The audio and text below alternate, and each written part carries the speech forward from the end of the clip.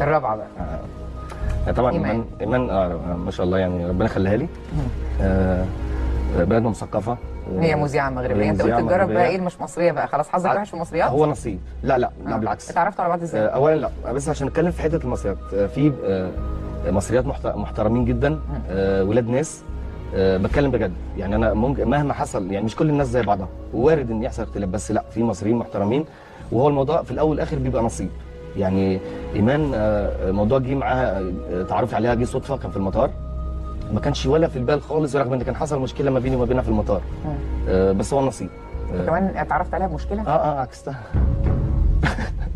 العب يا سمك. كانت تلعب يا سمك. كانت تلعب يا سمك دي كانت هي المشكله يعني. انت قلت لها العب يا سمك. ما اعرفش، هي عجبتني.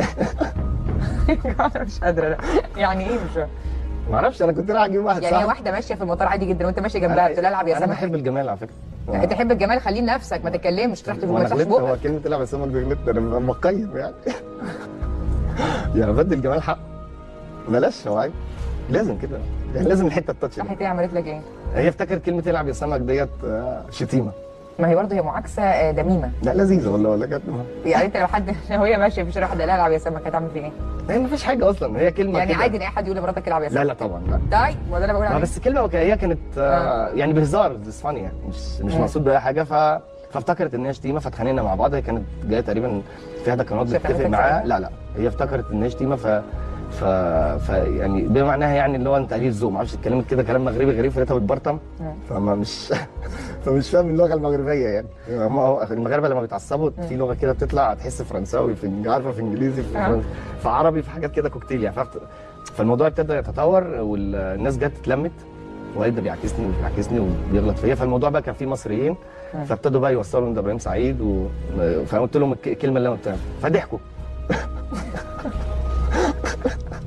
هم كانوا فاكرين الموضوع كبير، فقلت لهم ده الكلمه كلها العب يا سمك. انا ما قلتش حاجه غير العب يا سمك يعني. هم ضحكوا، قالوا بس عشان دي، فمضحكين، فهي قامت متعصبه اكتر. فابتدت الحمد لله الامور تتلم، وبعد كده اتجوزتوا ازاي بقى؟ ايه اللي حصل يعني بعد الخناقه دي؟ خدتوا نمره هي واحد؟ كان في برنامج ليها، كانت فنانه مع ايمان، كانت بتعمله في قناه بيزاف.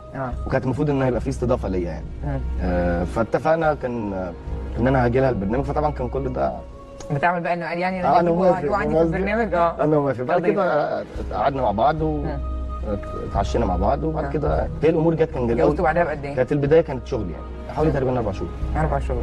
هو نصيب يعني في الاول والاخر. هيبقى في خامس ولا كده؟ هتخمس في وشنا؟ ما شاء الله عليها بالعقليه بتاعتها. هي شخصيه طموحه جدا، مثقفه. فرق بينكم كام سنه؟